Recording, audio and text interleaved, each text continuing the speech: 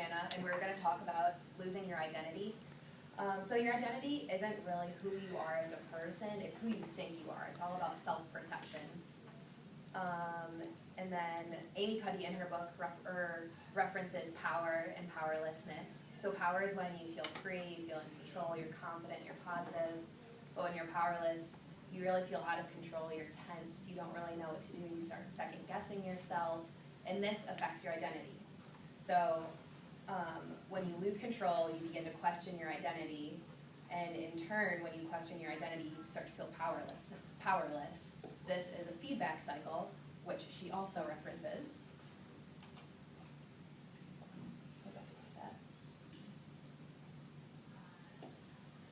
And she calls it the behavioral inhibition system.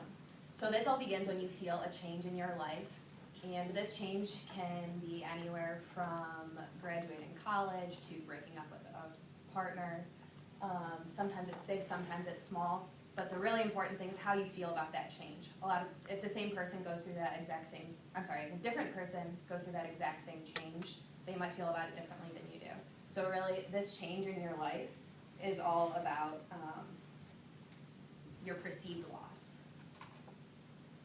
So that change in your life is going to lead to insecurity. This insecurity brings about anxiousness, discouragement, and defeat.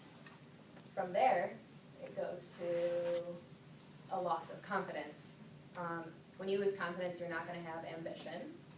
Then it's going to go to threats. So in life, you're going to have a lot of opportunities, but when you don't feel confident, when you're insecure, opportunities become threats. When that happens, your body goes into the parasympathetic nervous system and brings about fear. When you're fearful, you're not going to be confident, and you're going to be insecure again, looping it back. So the problem with this is that it's an endless cycle, and when you feel powerless, it's really difficult to get out of this cycle. And so we wanted to talk, and she talked about it a lot in her book, and Jimena and I wanted to look and see if other populations felt powerless. So we looked at that. Perfect. Thank you. Thank you. So we say that whenever you feel power, you feel in control, you feel more like daring, you want to take new opportunities. Those challenges that you see, you become you treat them as opportunities to grow. So whenever you are, let's say that a big change occurs, in which this case is an immigrant coming to another country, not just say this one.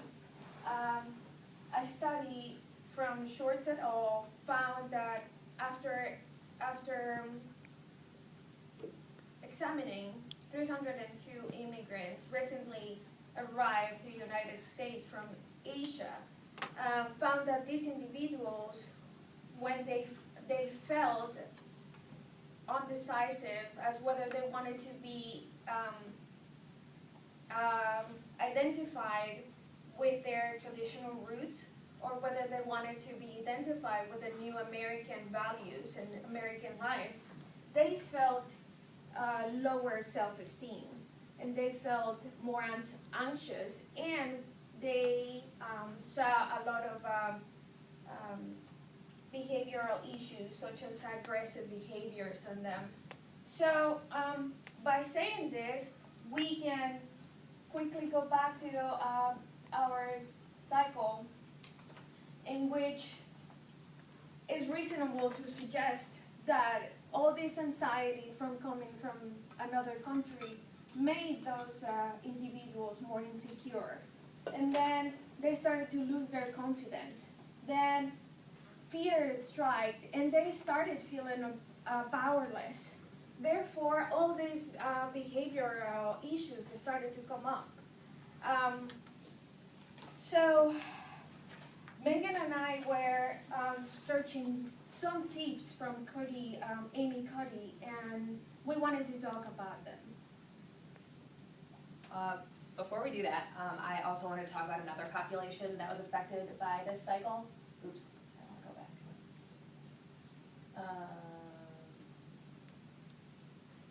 And that is athletes. So as athletes, I specifically talked about, or I thought about it as myself. I've been playing volleyball since I was in 5th grade, which is a very long time, a lot of hours, and court time has gone into that. And this year I no longer identify as a volleyball player. And once my season ended, I felt really lost. I didn't really know what to do with myself. And so when I was looking for research, this article really struck me.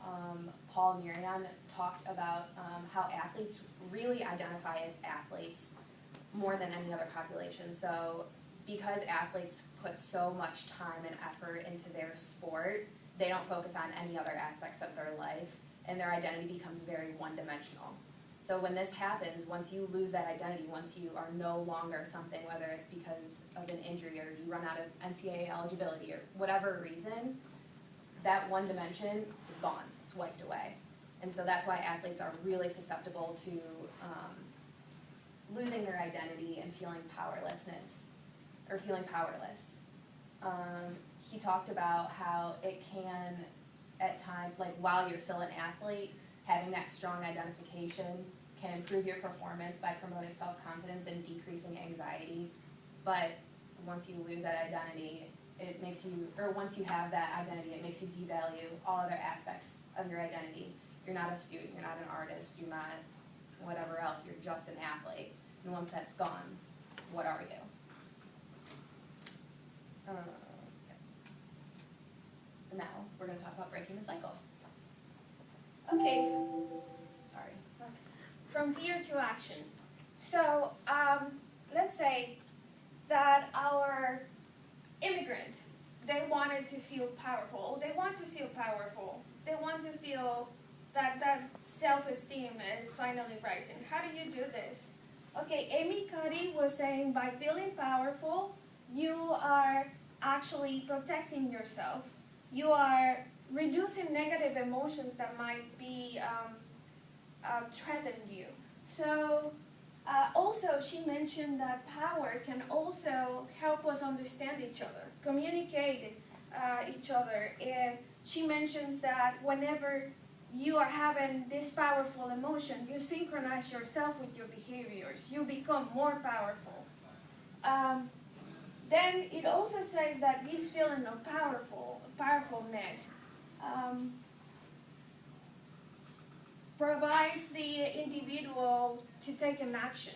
She mentioned that some of the interviewers that were on one of her studies, or not hers, but the ones that she cited on her book, mentioned that they actually made some action whenever they wanted to change something that was bothering them. So how can we do this? We have to start to employ power posings.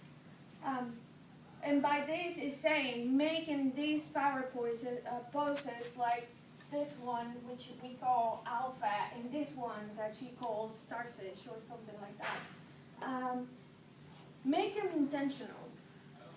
She provides a time frame of 2 to 10 minutes in which you can hold them and have nice results. Also, anything else? I'm sorry. No. Okay. And